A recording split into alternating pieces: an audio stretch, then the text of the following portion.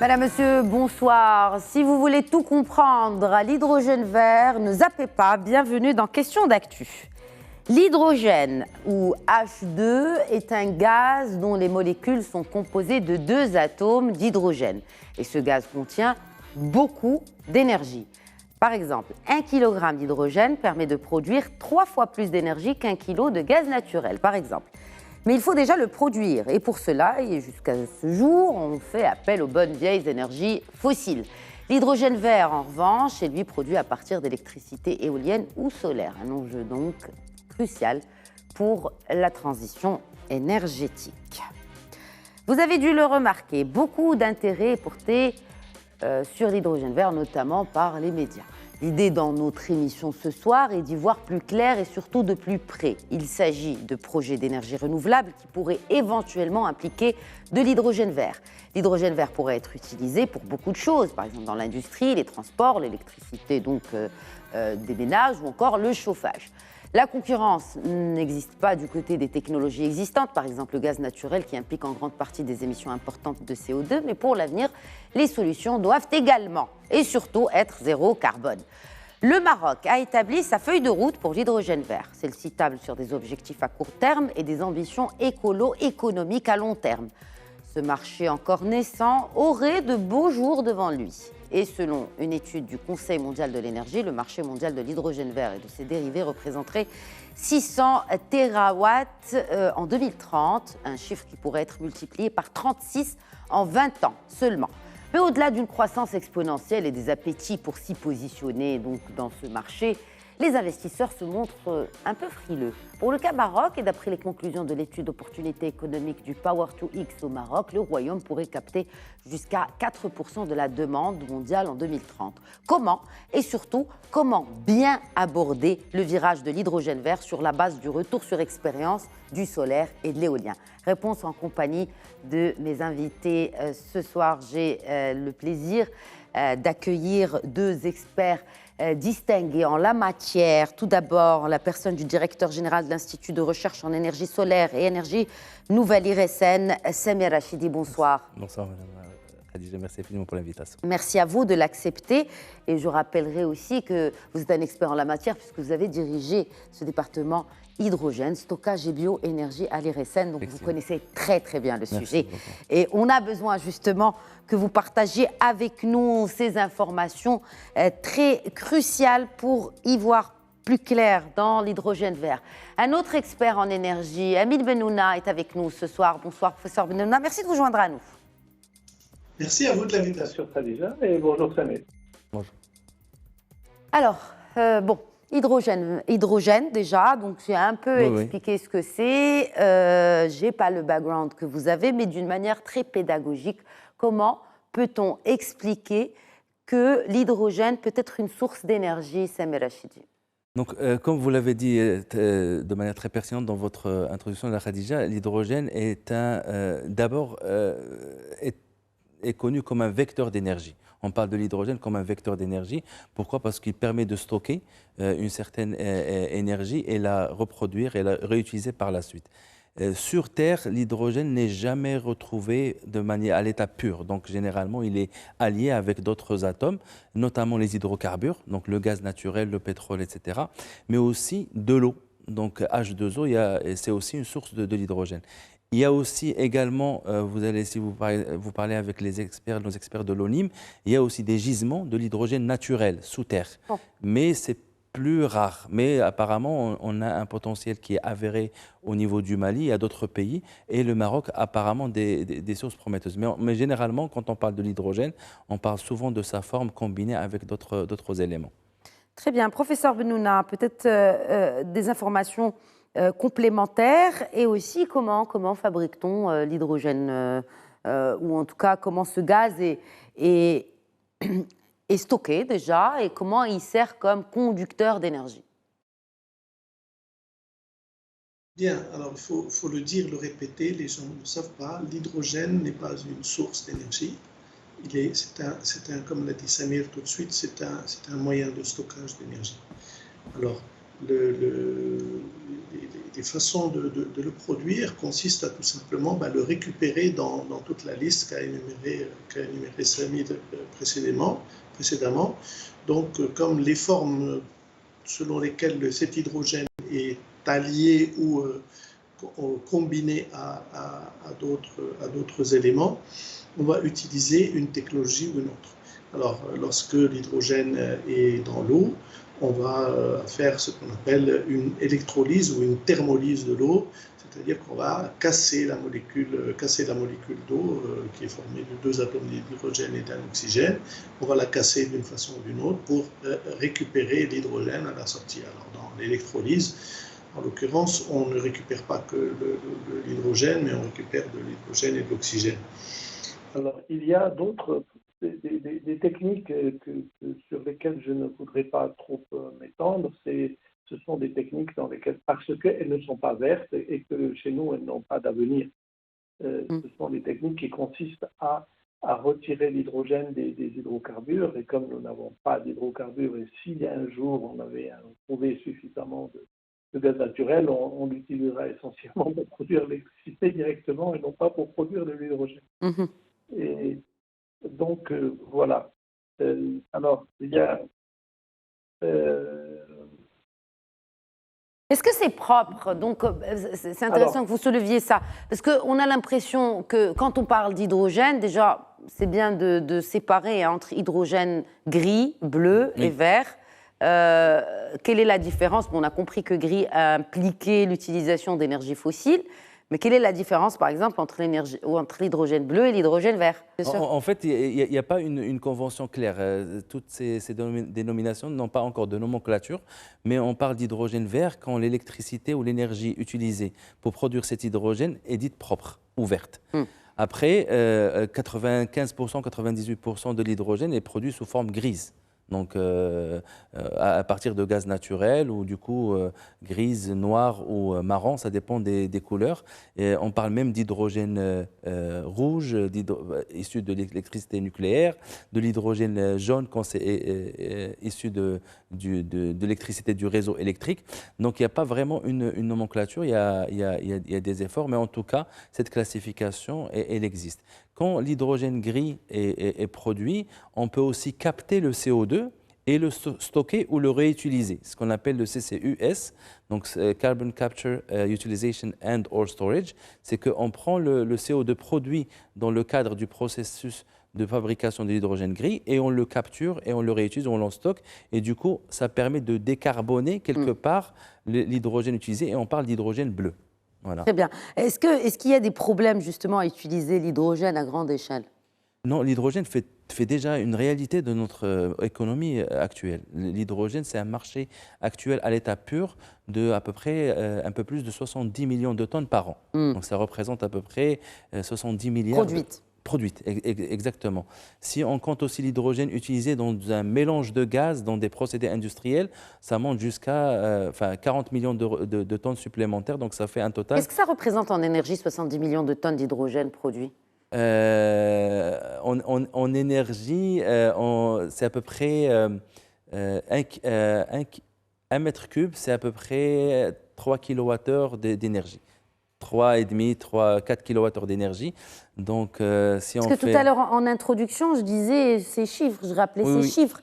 Par exemple, 600 terawatts en 2030. Térawattheure, généralement, c'est une unité de mesure de l'énergie constituée par la quantité d'hydrogène qui va correspondre, les 600 terawattheures vont correspondre à un nombre de millions de tonnes. Un mot sur cette énergie que l'on dit écologique, 100% écologique, comment on peut se positionner sur l'hydrogène vert? Notamment, vous avez évoqué le cas Maroc. Quels sont aujourd'hui les exemples qui existent déjà sur ce segment, Amine Bennouna, et peut-être aussi nous rapprocher sur l'ordre de grandeur de ces térawattheures, juste pour qu'on comprenne un peu davantage. Parce que j'ai cité un chiffre en introduction, je peux comprendre que les moins initiés ne comprennent pas que... Dès que nous tombons avec des milliards, tout le monde se perd et exact. Alors, le Maroc a produit et consommé à peu près 40 TWh d'électricité en 2021. Voilà, ça fixe un peu l'ordre de grandeur, Très bien. c'est-à-dire que l'énergie de 1 TWh, c'est 1/40e de ce que tous les Marocains consomment en électricité. Voilà, ça donne un ordre de grandeur. Alors donc, et puis je voulais revenir, une petite parenthèse rapide sur le vert, le gris et le rose, l'hydrogène multicolore.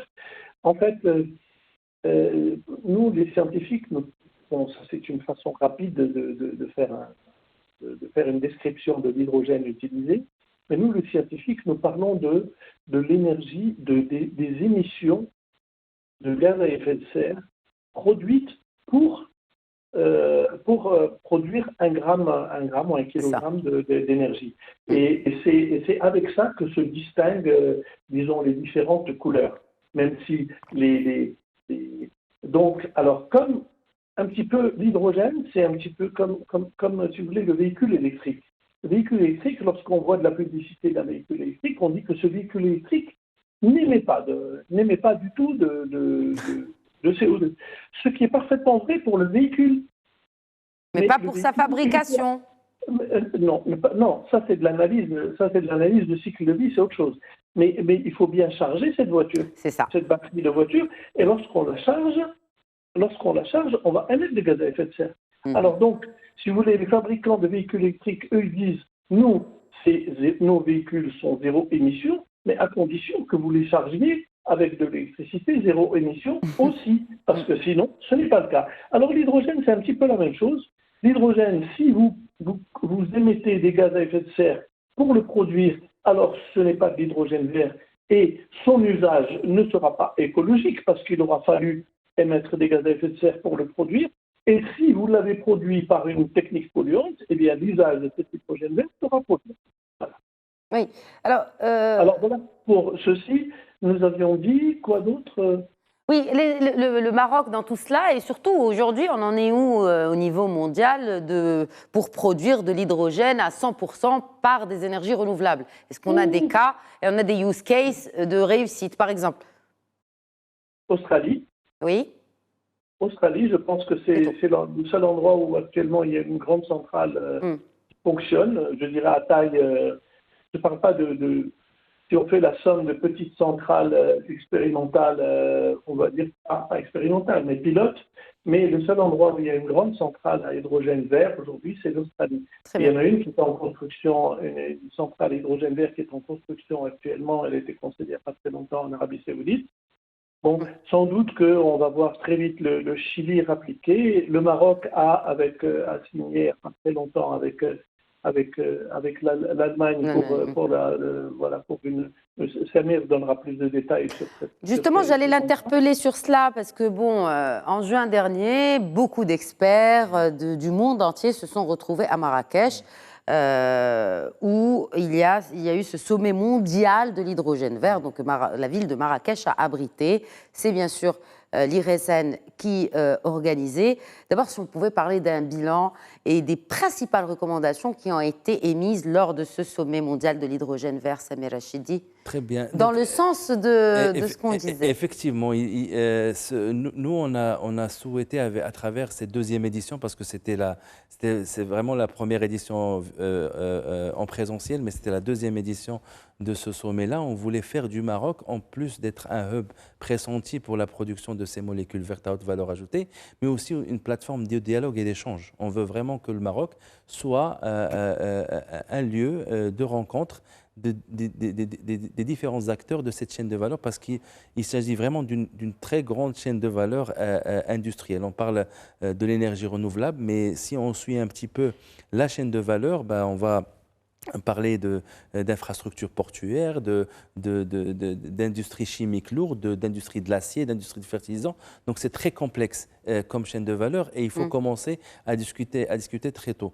Donc du coup, nous, on avait essayé à travers les 9 sessions qu'on avait et à peu près la centaine d'intervenants qu'on a eu, de revoir un petit peu cette chaîne de valeur et voir qu'est-ce qu'il est urgent de débloquer, de catalyser pour que cette économie de l'hydrogène vert ait lieu. Parce que c'est ça aussi qui bloque. On a l'impression que on en parle, mais il n'y a pas de projet. Moi, si vous me posez la question... Mais on en parle depuis quand déjà? De cette manière-là, c'est à peu près dans les années 2015-2016. Et quand est-ce que ça s'est fait vraiment? C'est parce que quand le coût de l'électricité renouvelable a baissé.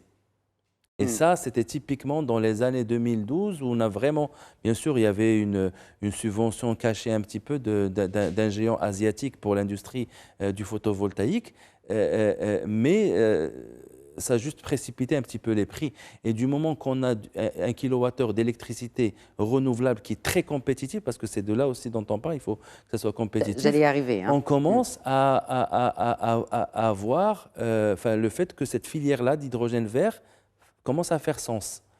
Encore est-il, c'est aussi ce qu'on a retrouvé à travers les différentes sessions qu'on a eues pendant le World PTX Summit le mois de juin dernier, qu'il n'y a pas encore de marché. Il y a différents verrous technologiques, tarifaires, politiques, réglementaires, et qui sont là et qui bloquent le déploiement de cette économie. Donc moi, quand on regarde un petit peu les études et les recommandations, on regarde dans cette économie-là sous forme de 2 à 3 phases. On parle de cette décennie-là de 2020-2030 comme une phase de démarrage, de triggering de ce marché. Et quand on parle de démarrage, ben, il faut aussi beaucoup d'États. Beaucoup d'États stratèges doivent être dans l'équation. De players, de doueurs. C'est-à-dire comment on va stimuler l'offre et stimuler aussi la demande. Parce que, comme vous l'avez dit, ce n'est pas encore rentable. L'autre recommandation qui apparaît au verrou à surmonter, c'est aussi le volet maturité industrielle de la chaîne de valeur. Il y a un composant clé qui est l'électrolyseur qui, à ce jour-là, quand on parle, n'est pas encore à l'échelle des gigawatts, des térawattheures que vous avez évoqués. Et ça, c'est un grand problème.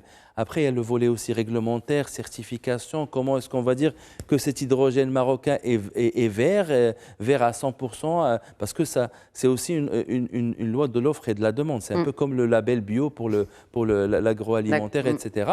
Et enfin, il y a aussi un volet complexe, infrastructure, foncier et aussi financement, parce que c'est des technologies qui sont quand même très compétitif d'un point de vue CAPEX, enfin investissement, et aussi qu'il faut surmonter pour déclencher ce marché-là. Après, comme tous les produits, on aura une phase de maturation de ce marché, 2040, et prêt pour avoir une maturité du marché vers 2050. Bon. Mais ce qui est intéressant, parce que vous avez dit que le marché n'existait pas en fait. Quand on parle du marché, on parle du marché international, on parle du marché mondial. Enfin, pour l'hydrogène vert. Non, oui. On est d'accord. Clairement. Non, mais parce que là, on a parlé, en fait, je me suis référée à cette étude du Conseil mondial de l'énergie. Oui. On parle d'un marché mondial estimé et de l'hydrogène vert et de ses dérivés. Déjà, c'est quoi les dérivés de l'hydrogène vert, professeur Benona? Et les dérivés sont aujourd'hui plus intéressants que l'hydrogène lui-même. Qu'est-ce que c'est? Alors, déjà, la première chose, parce que là, on est déjà quelque part en train de sauter vers l'utilisation. Avant, j'y reviens tout de suite à l'utilisation, je vais plutôt terminer avec la production. On a parlé de tout un tas de verrous. Moi, je suis un peu plus âgé que Samir, et il y a quelque chose que j'ai appris, que j'ai vécu dans le monde de l'énergie, c'est qu'il y a un verrou essentiel, c'est le prix du kilowattheure. Dès lors que le prix du kilowattheure tombe dans des niveaux qui sont compétitifs, voilà, pour rester, nous on parle de parité essentiellement, parité avec ceci, parité avec cela, mais dès qu'ils sont compétitifs, alors tous les verrous se mettent à sauter, comme par magie. Eh oui. C'est ce qui s'est passé avec le solaire aussi. Exactement. Donc c'est ce qu'a évoqué tout à l'heure Sirachidi. Voilà, c'est cela, à partir de début des années 2010. Tout le monde insulte le solaire parce que le solaire c'est intermittent, parce que ça ne produit que le jour, parce que ça ne produit pas la même quantité l'hiver que l'été, etc. etc. Il n'empêche que le solaire y a bon, parce que le solaire c'est très bon marché. Voilà. Et tout intermittent qu'il est, tout le monde en veut bien. Bien. Donc, ceci, on verra lorsque la technologie aura permis d'atteindre des coûts plus bas que ceux d'aujourd'hui. On parle aujourd'hui environ de, si on parle du kilowattheure on va dire, stocké dans l'hydrogène, on parle aujourd'hui encore malheureusement de 5 dirhams de kilowattheure, ce qui est, vous conviendrez, un petit peu élevé, c'est-à-dire c'est 5 fois le prix de l'électricité pour fixer des ordres de grandeur. Voilà. Alors, j'avais dit que je reviendrai donc à l'utilisation. Alors, il y a dans les domaines d'utilisation, aujourd'hui, il y a quelqu'un qui a fait un écrit qui est excellent, c'est quelqu'un que je lis beaucoup, qui s'appelle Jean-Claude Dancovici, qui est un expert français à qui j'aimerais ressembler, voilà, pour être simple. Ce n'est jamais trop tard. Oui. Alors, donc, c'est quelqu'un qui a écrit et qui a en fait... il a parlé de deux familles d'utilisation de l'hydrogène vert. Il y a les utilisations fixes et les utilisations mobiles. Et lui, il a démontré, il a écrit que pour l'instant, les utilisations mobiles, c'est encore un petit peu trop tôt. C'est-à-dire que l'hydrogène, on peut l'utiliser dans les voitures. Alors, Ou les avions d'ailleurs aussi, on parle d'avions. Mais lui a démontré de façon correcte que, en fait, pour l'instant, tout ce qui est mobile, l'hydrogène, pour l'instant, on n'y est pas encore parce qu'on a une étape supplémentaire qui consiste à déplacer cet hydrogène depuis le lieu de production jusqu'à des stations qui sont dispersées partout sur le territoire, ce qui suppose soit de le refroidir avant de le transporter, ou bien de le comprimer jusqu'à 700 atmosphères pour pouvoir le transporter. Tout ça, c'est quand même pas très simple, mais ça peut se faire, mais c'est complexe. Par contre, pour les utilisations fixes, alors là, on est dans autre chose, et puis on parle justement d'utilisation d'hydrogène dans l'industrie. Et alors là, même si parfois ce n'est pas une utilisation directe, il y a des molécules qui peuvent être produites à partir d'hydrogène vert, notamment l'ammoniac, le méthanol, et on peut s'en servir pour la réduction de la fonte dans la production de l'acier. Alors pour faire très simple, l'hydrogène c'est H2, l'ammoniac, c'est NH3. Autrement dit, NH3, elle contient 3 molécules d'hydrogène. Donc, à partir d'azote qu'on a prélevé dans l'air, et à partir d'hydrogène qu'on a pris de l'hydrogène vert, on peut fabriquer de l'ammoniac. Et l'ammoniac, ça sert beaucoup dans le domaine industriel et particulièrement dans le domaine des fertilisants.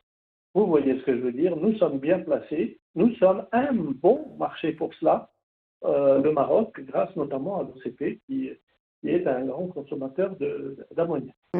Bien. Donc, c'est pour ça que l'OCP fait partie du tour de table de toutes les initiatives qui peuvent se faire dans le domaine de l'ammoniac. C'est tout à fait, pour une entreprise qui prépare son futur, c'est tout à fait respectable. Mais il n'y a pas que ça, il y a aussi la production de méthanol, qui lui aussi, c'est un carboxyde d'hydrogène qui contient aussi de l'hydrogène et de l'oxygène. Et il y a aussi une troisième utilisation qui est très importante, qu'on n'a pas chez nous au Maroc, mais qui existe dans d'autres endroits. C'est l'hydrogène qui est utilisé en tant que tel pour réduire la fonte. Oui, c'est ça, pour réduire le minerai.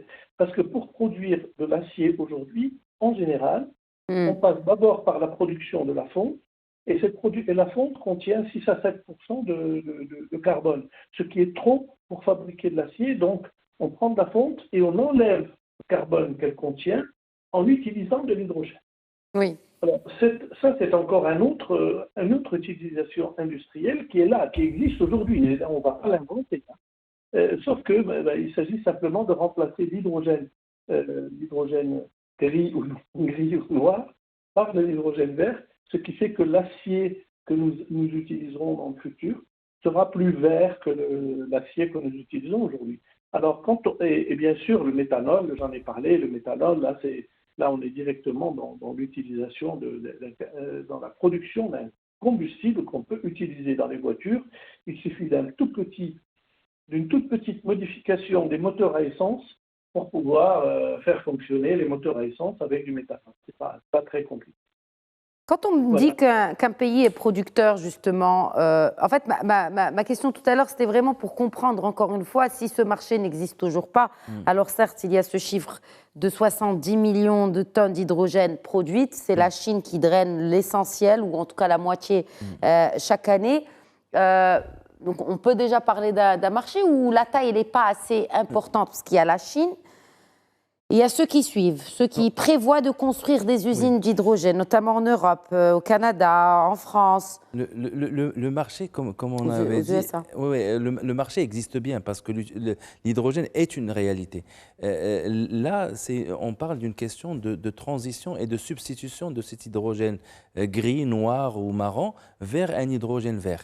Et là-dessus, bien sûr, comme a dit très pertinemment le professeur Benouna, la notion de coût, de parité, joue son rôle. C'est-à-dire qu'aujourd'hui, si on dispose d'un kilogramme d'hydrogène moins cher au moins aussi cher qu'un kilogramme d'hydrogène gris, ben on l'adopterait tout de suite. Donc c'est ça aussi qui bloque, c'est principalement cette réalité économique qui aussi peut faire comme ce qu'avait fait, ce dont a bénéficié le renouvelable. Et Sebnouna connaît très bien la question. Par exemple, le photovoltaïque en soi, il y a eu des mécanismes de subvention. Peut-être pas directement vers les usines, mais par exemple, instaurer des tarifs de rachat, ce qu'on appelait les fameux feed-in tarifs, au niveau des individuels, mais aussi au niveau de centres de production ou de centralisés ou de production centralisée, a permis de dynamiser cette industrie. Là, en ce moment, pourquoi le Maroc aussi, on se sent un peu prisonnier d'une situation qu'on ne maîtrise pas, parce que le besoin urgent en hydrogène vert de décarbonation, il n'est pas chez nous principalement. Il est au niveau des pays européens qui souhaitent importer du gaz vert, des molécules vertes, hydrogène, ammoniac, méthanol et aussi carburant vert. On peut même parler de diesel vert, de kérosène vert, de ce qu'on appelait le power to liquid, c'est-à-dire avoir des carburants synthétiques. Et surtout dans ce contexte de crise russo-ukrainienne, maintenant, moi je pense que l'hydrogène, même économiquement parlant, l'hydrogène vert fait sens. Sauf qu'on a, comme j'ai dit, un autre verrou, comme je vous ai dit, il n'y a pas encore d'usine, concrètement, d'usine d'électrolyseurs qui produit les électrolyseurs en masse comme on produit des panneaux PV. C'est-à-dire que pour installer 1 gigawatt d'électrolyseurs, on aura besoin peut-être d'1 gigawatt d'éolien, 1 gigawatt de renouvelables, à peu près, je caricaturise à peine. Et on a des usines qui fabriquent des gigawatts de panneaux photovoltaïques et d'éoliennes, mais on n'a pas des usines qui fabriquent des gigawatts d'électrolyseurs. Donc là, je me permets de revenir vers la question que vous avez dit. Concrètement, il n'y a pas d'installation. Ce qu'il y a, par exemple, en Arabie Saoudite, en Australie, aux Émirats, à Oman, c'est des annonces, c'est des projets en cours de développement qui vont peut-être avoir besoin de 2-3 ans pour être clôturés financièrement. Il y a eu des annonces pour le Maroc aussi, c'est aussi, effectivement.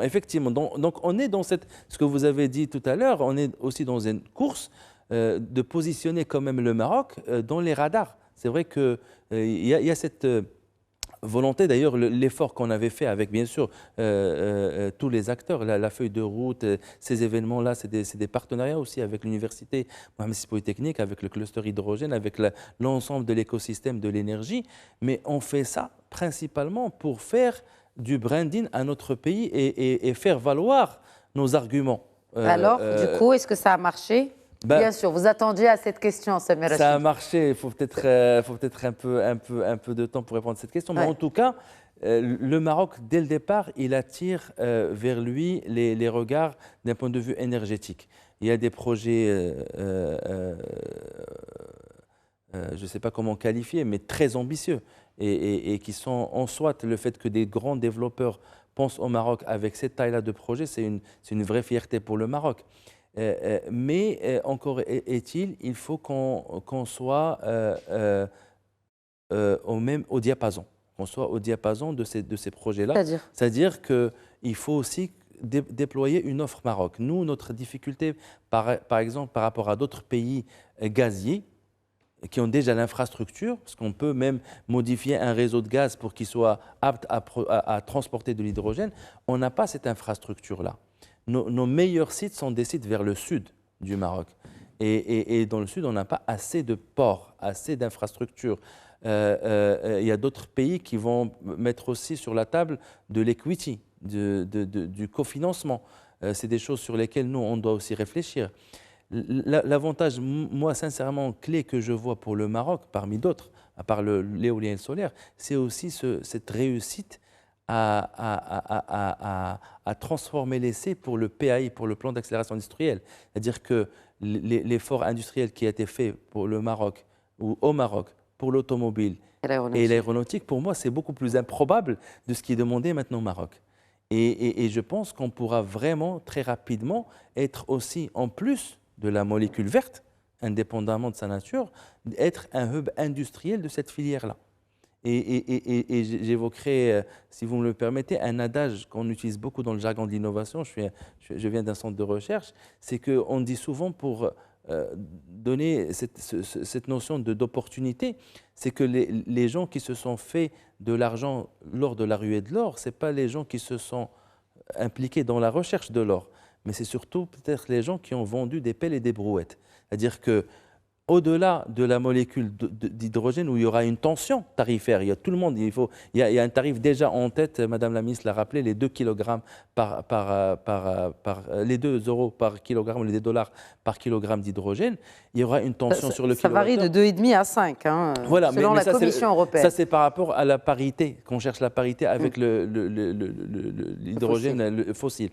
À part ce volet-là de tarifs, il y a aussi un volet où il y aura une tension sur la molécule, mais on peut aussi être provider ou fournisseur de panneaux photovoltaïques solaires qui vont servir pour ces centrales au Maroc. On peut fabriquer ça au Maroc avec un prix compétitif, selon vous. Vous connaissez bien le marché et les fournisseurs. Moi, sincèrement, je ne suis pas un grand économiste, donc je serai dans l'incapacité de vous répondre quantitativement de la chose. Oui. Mais je vous dis que le Maroc l'a fait pour l'automobile, alors qu'on n'était rien pour l'automobile. Maintenant, le Maroc, pour le renouvelable, on est quand même un champion continental dans le renouvelable. Ça, personne ne peut nous l'enlever. On a un track record dans le solaire, dans l'éolien, dans les barrages. Donc on est quand même un petit grand pays, enfin en tout cas à l'échelle africaine, on est un grand pays du renouvelable. Et là-dessus, il s'agit de faire un saut. Peut-être il faut avoir une audace et une vision par rapport au mécanisme qu'on doit faire marcher, mais au moins on est plus probable, ou moins improbable, si je permets de m'exprimer ainsi, que le saut qu'a fait le Maroc il y a 9 ans avec des, je ne vais peut-être pas citer des marques d'industriels, mais en tout cas, on a eu la stature d'un État stratège qui a ramené un premier grand industriel avec ce qu'il fallait faire. Je ne connais pas le détail du dossier. Ce grand industriel a ramené ses sous-traitants. C'est ce qu'il faudrait faire aussi pour créer un écosystème de l'énergie renouvelable. Il faut chercher l'équivalent de ce qu'on avait fait pour l'automobile il y a 10 ans. Et ça a besoin d'une vision et aussi d'un volontarisme. On a les outils, on a une charte de l'investissement que Sa Majesté, que Dieu l'assiste, l'a annoncée. On a un ministère de l'investissement qui est maintenant dédié à ce type de choses. Et on a aussi un ministère de l'Industrie qui a donné des effets, qui a des mécanismes, des leviers, un fonds Hassan II, un fonds Mohamed VI, etc., des choses qui sont là. Et aussi, il y a un ministère de l'Énergie qui a aussi prouvé, lors de ces 12 ans, dernières 12 ans ou dernière décennie, qu'on arrive à quand même avoir une installation renouvelable qui est remarquable au niveau du continent. Et je pense qu'avec entre guillemets, le off-take pour notre réseau électrique, le off-take qui peut être pour ces grands projets, les gigawatts qui sont annoncés dans le sud du Maroc, mais aussi, il y a aussi un contexte de Repower EU où l'Europe a besoin de panneaux et d'éoliennes que pour l'électricité. Il y a aussi l'Afrique où 600 millions d'habitants n'a pas accès à l'électricité, où ça peut être très efficace d'un point de Exact. vue même coût. Donc il y a un grand, je pense sincèrement, les planètes sont alignées, sans trop tomber dans l'optimisme BA, mais en tout cas je pense que on a un rôle à jouer et on dépasserait le simple fait d'annonce. C'est-à-dire que quand il y aura des centrales d'hydrogène vert ou d'acier vert, comme l'a dit très pertinemment professeur Benouna, en Mauritanie, ben, on sera les fournisseurs des panneaux, on sera les fournisseurs de l'éolienne. Et ça, c'est pas rien. C'est de l'intégration vraiment verticale. Et ça sera salutaire pour le Maroc. Certainement, et puis ça diversifie Bien aussi ce positionnement du Maroc dans les énergies renouvelables, de producteurs aussi à fournisseurs pour les producteurs, les futurs producteurs. Exactement. Et il y en aura en Afrique certainement, parce que justement l'expérience Maroc sur le solaire a motivé beaucoup d'autres pays à se lancer dans ces énergies. Professeur Benouna, toujours sur cette question de produire de l'énergie à partir ou en tout cas de l'hydrogène vert à partir d'énergies renouvelables, et cette question de rentabilité, les coûts de production sont-ils trop élevés pour être compétitifs par rapport à l'hydrogène gris par exemple ou par rapport aux fossiles? Déjà, l'hydrogène gris en lui-même n'est pas compétitif comme source, comme moyen, comme vecteur d'énergie. Il n'est déjà pas compétitif en lui-même. Donc, c'est tout l'hydrogène pour l'instant. Le problème pour l'instant concerne tout l'hydrogène, qu'il soit gris ou pas gris. Alors, bon, maintenant, je voulais faire juste un petit correctif parce que nous ne sommes pas seulement entre nous, nous ne nous adressons pas seulement aux spécialistes, je pense que nous nous adressons aussi. Il y a des personnes qui ont entendu tout à l'heure subventions, quand on met des subventions, il faut savoir que Serafidi n'a pas dit qu'il faut mettre en place des subventions pour soutenir le marché. Non, ce qui s'est passé pour le photovoltaïque, c'est qu'on a subventionné l'électricité produite pour le photovoltaïque et pour l'éolien, de sorte à ce que la production de modules, enfin de tout ce qui est générateur d'électricité est devenu industriel et a fait un saut quantitatif qui a permis de baisser les prix. C'est ainsi que, par exemple, pour le photovoltaïque en particulier, la baisse des prix, les prix ont baissé de 20% chaque fois que la quantité livrée, on appelle ça une courbe d'apprentissage, s'est multipliée par 2. Alors, c'est ça que Samir disait qu'on devrait faire dans le domaine de la production des électrolyseurs aujourd'hui, qui n'est pas encore industriel ou qui encore relève un petit peu de la petite industrie. Aujourd'hui, effectivement, il n'y a pas de gigawatts. Donc voilà pour l'affaire des subventions. Donc il s'agit de mettre de l'argent sur la table, mais pendant 1 an, 2 ans, 3 ans, 5 ans, le temps que la demande soit suffisamment importante pour que le marché, pour que les coûts soient compétitifs. C'est un problème de la poule et c'est une façon de faire pour sortir du dilemme de la poule et l'œuf, c'est-à-dire donnez-moi le marché, je vous donne les prix, et donnez-moi les prix et je vous donne le marché. Il faut à un moment en sortir et c'est un des moyens d'en sortir. Voilà. Pour ce qui est fabriqué au Maroc, c'est toujours le même, c'est encore et toujours le même problème. S'il y a un marché, on fabriquera au Maroc. Tant que le marché marocain ne représentera que, bon, par exemple, aujourd'hui, c'est pour le photovoltaïque, on va dire, c'est de l'ordre de grandeur de 100 MW par an. Bon, alors 100 MW par an, c'est en gros, c'est le dixième de ce que certaines usines chinoises sont capables de faire. Donc, dans ces conditions-là, vous imaginez très bien qu'on ne va pas produire de modules photovoltaïques à des coûts très compétitifs au Maroc. C'est clair. Et par contre, dès lors qu'il y aura des gigas à vendre et à installer sur place, eh bien, la chose changera. Voilà. Je pense que j'ai dit... Est-ce que vous pensez que ce serait un avantage pour le Maroc pour mieux aborder le virage de l'hydrogène vert en se basant sur le retour sur expérience du solaire ou de l'éolien? Et en l'occurrence... Oui, alors, en fait, il y a deux aspects. Pour ce qui est ce qu'on appelle la courbe d'apprentissage, c'est certain que la partie, on va dire, production d'électrolyseurs, etc., il va falloir passer non pas il va, mais c'est peut-être un moyen d'en sortir, pour sortir l'industrie des électrolyseurs de ces problèmes de taille. C'est probablement une des solutions à l'international. Mais pour ce qui est de produire au Maroc, la proposition de Samir de chercher en quelque sorte par où passer pour faire ce qui s'est fait dans le domaine de l'aéronautique et de l'automobile au Maroc, c'est peut-être une solution. Mais même si les outils et les approches seront différentes, mais il faudrait que la ligne directrice soit celle-là. Il n'empêche que il est certain que nous ne pourrons pas faire dans le domaine dans ce domaine-là ce qui a été fait dans le domaine de l'automobile. Parce que dans le domaine de l'automobile, nous avons créé un cadre incitatif adéquat pour amener une industrie exportatrice. Alors que là, nous sommes supposés être l'un des gros consommateurs dans un premier temps de cet hydrogène. Je rappelle qu'il y a quand même l'OCP là derrière qui attend et qui rogne son mouron, comme on dit, et qu'elle est même en train de lancer une installation pilote parce que on est tenu par la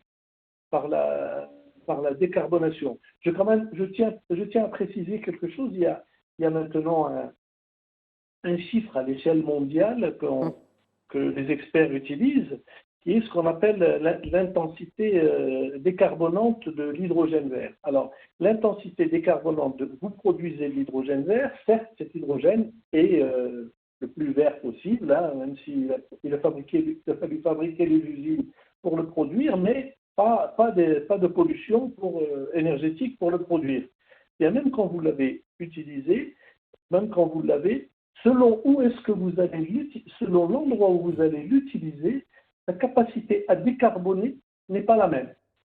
Et alors là, on vient que, justement, et on comprend l'intérêt de l'OCP, c'est que pour ce qu'on appelle l'intensité décarbonante de l'hydrogène, décarbonante de l'hydrogène vert, là où elle est la plus élevée, c'est pour la production d'ammoniac. Alors vous imaginez, c'est-à-dire que les gains en économie, des gains en gaz à effet de serre non émis, là où ils sont les plus importants, c'est dans la production d'ammoniac. Et ensuite vient la production de méthanol, et en première position vient l'acier.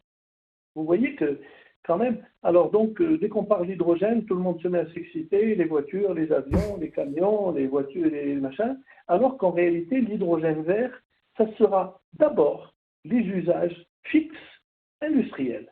C'est ceux-là qui sont les plus prometteurs. Et si vous voulez, c'est comme une chaîne vertueuse. Parce que plus vous allez utiliser l'hydrogène dans des applications qui ont une forte intensité décarbonante, plus vous allez pouvoir récupérer de taxes qu'on appelle de taxes carbone, que vous allez réinjecter dans le système, et effectivement, ça met ça met pas de beurre dans les épinards, mais ça met des cerises sur les gâteaux quand même. Mais on veut qu'il y ait ce beurre pour les épinards, et dans Vertueuse, et cette chaîne Vertueuse, il y a vert. Samir Rachidi, un dernier mot. Tout à fait. Alors, Samir Rachidi, un dernier mot, et surtout sur peut-être les next steps pour le Maroc. On a entendu parler de partenariats qui ont été signés. Est-ce que ces partenariats impliquent la recherche et développement? Est-ce qu'ils impliquent aussi de mettre en place un réel écosystème industriel, pas que de production de... Bref, vers où se dirige le Maroc en termes d'énergie verte de manière générale et sur l'hydrogène vert, et comment on se positionne dans ce marché où il y a la compétition est plutôt de plus en plus rude. Effectivement. Donc nous, en fait, on a, je signe et je persiste. On a vraiment deux atouts, parmi les atouts qu'on a, à part le volet naturel, potentiel, etc., des énergies renouvelables, on a deux atouts industriels ou de track record. C'est d'abord, et je maintiens sur le benchmark de l'automobile et de l'aéronautique. Pour moi, c'est un vrai benchmark parce que Et là, peut-être je vais nuancer un petit peu le propos de professeur Benouna. Moi, je crois beaucoup, comme l'a recommandé un peu la feuille de route, au fait que cette industrie-là, elle est principalement exportatrice. C'est vrai qu'il y a un grand besoin pour l'OCP, mais il faudrait vraiment qu'on s'intègre et d'un point de vue intérêt pour le Maroc, parce que le besoin, il est ailleurs. Ailleurs, oui. C'est les pays avancés qui ont une urgence climatique, qui avaient une urgence climatique, le fameux Green Deal par exemple européen, et que maintenant il y a une autre urgence géopolitique énergétique. Donc il ne faut pas que le Maroc prenne en charge, entre guillemets, l'accélération de ce marché à son compte. On n'a ni la taille ni la vocation pour faire ça. Si, en dommage collatéral, le prix de l'hydrogène descend à un niveau où l'OCP, je ne suis pas autorisé à parler de l'OCP, mais où l'OCP... Ils ont été invités, mais on n'a pas eu de retour. Est intéressé par le produire, ça va permettre de l'OCP produire de manière très compétitive de l'ammoniac et du coup lui conférer un avantage compétitif sur les fertilisants, soit. Sinon, à mon avis, ça doit être vraiment géré comme une industrie exportatrice ou des privés, d'ailleurs pas beaucoup d'implications de public, vraiment des privés marocains avec des privés internationaux se mettent d'accord sur une zone industrielle verte, pourquoi pas, et l'État est là pour aider pour l'infrastructure, ce qu'on a fait exactement pour l'aéronautique, former des gens, donner des avantages non tarifaires, fonciers, etc. Ça, on sait faire, à mon avis, et ça nous permet de créer de la valeur, de s'inscrire dans une croissance économique durable, sans pour autant engager du cash flow, de l'implication financière de l'État. Ça, c'est vraiment comment, le modèle, comment je le vois en tant que chercheur. Après, ce qu'on avait fait toujours dans le cadre du déploiement de cette feuille de route-là, c'est qu'on a préparé un écosystème. Donc, on a une commission nationale de l'hydrogène vert qui rassemble un peu les institutionnels. Ça doit être un peu la boussole de cet écosystème-là. On a un cluster de l'hydrogène qui est constitué de 40 membres fondateurs et du coup, ça grandit et il y a une logique d'avoir une sorte de base de sous-traitance, mais d'utilisation aussi de l'hydrogène quand ça fera sens économique. Et principalement, ma casquette en tant que chercheur, on a préparé avec des partenaires, notamment le groupe OCP et l'Université Polytechnique, une plateforme de recherche et développement pour démontrer, tester et en quelque sorte s'approprier cette technologie-là en amont des grands projets. Parce que je vous le dis, concrètement, ce qu'il y a maintenant dans la production d'hydrogène, les plus grands projets installés qui marchent, c'est 10 MW, 20 MW. On a 10 MW en Europe, 20 MW au Canada et 10 MW à Fukushima. C'est tout ce qu'on a, concrètement. Et à part ce qu'a dit le professeur, des petites installations pilotes dans les laboratoires. Donc, pour passer de 10 MW à quelques dizaines de gigawatts ou quelques gigawatts par centrale d'hydrogène, il y a un grand fossé. Et il faut y aller. Donc nous, on s'inscrit dans ça, on prépare de la compétence humaine, du capital humain, chose qui a été un peu la limite de la politique du renouvelable par le passé. On essaie de la dépasser. On sait que les grands projets peut-être vont venir au Maroc 2028, 2029, 2030. On ne sait pas exactement, mais ce sera la deuxième partie de cette décennie. C'est comme une infrastructure ou n'importe quelle infrastructure qu'on prépare pour attirer ces investisseurs. On a une infrastructure qui peut former des techniciens, qui peut former des ouvriers, des soudeurs, qui peut former des ingénieurs, des doctorants, des chercheurs, et qui prépare, je ne sais pas, d'ici le premier projet, 500, 1000 personnes marocaines qualifiées, dont la qualité n'existe nulle part ailleurs. Et au moins, ça permettrait aussi aux industriels étrangers de s'intéresser au Maroc. Parce que c'est ça aussi qui facilite maintenant. Il y a pour l'automobile des ouvertures d'usines, peut-être pas chaque jour, mais chaque semaine, on a une nouvelle annonce parce que le Maroc est attractif. Et le Maroc a fait les démarches, a été très méthodologique pour le faire.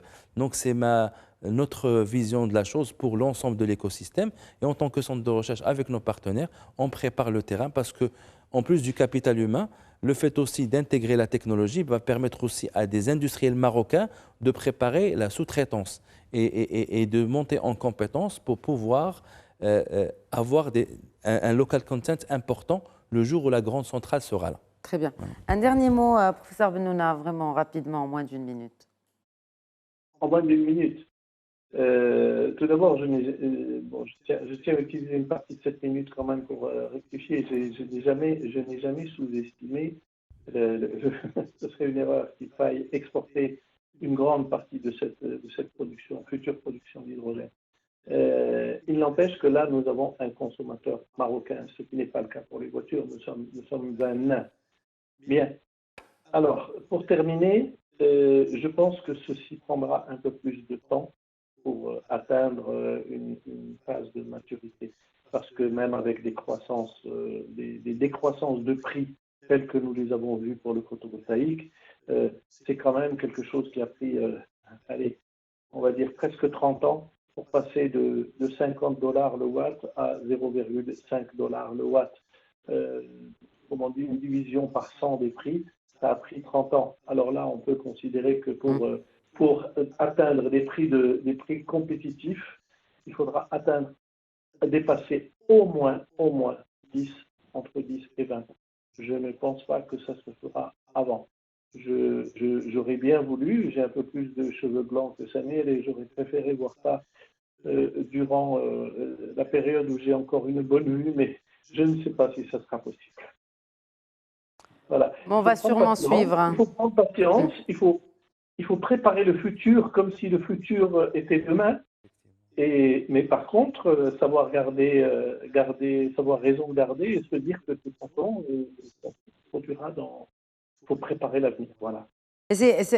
Justement, on prépare l'avenir au Maroc avec toutes les institutions. Exactement. Et tous les centres qui ont été créés, les initiatives aussi, soit du côté industriel par OCP ou du côté de la recherche par UM6P. Et aussi ce sommet, 3e édition du sommet mondial de l'hydrogène vert. J'ai vu que ça a été annoncé il y a 2 jours à peine. Oui, c'est ça. Et ça sera dans le sud marocain. Exactement, on le fait entre Marrakech et Goulmim, qui est pour nous, on l'espère, la première oasis de l'hydrogène de l'Afrique. Inch'Allah. Merci beaucoup, Samir Rachidi, directeur général d'IRSN, d'Institut de recherche en énergie solaire, énergie nouvelle. Professeur Amin Benouna, merci à vous également d'avoir été avec nous ce soir. Je vous remercie, Khadija. Merci. Merci, Samir. Merci infiniment, Samir. Et merci bien sûr à vous, chers téléspectateurs, pour votre fidélité à Questions d'actu. Je vous retrouve pour ma part demain, Inch'Allah. D'ici là, portez-vous bien et très bonne soirée.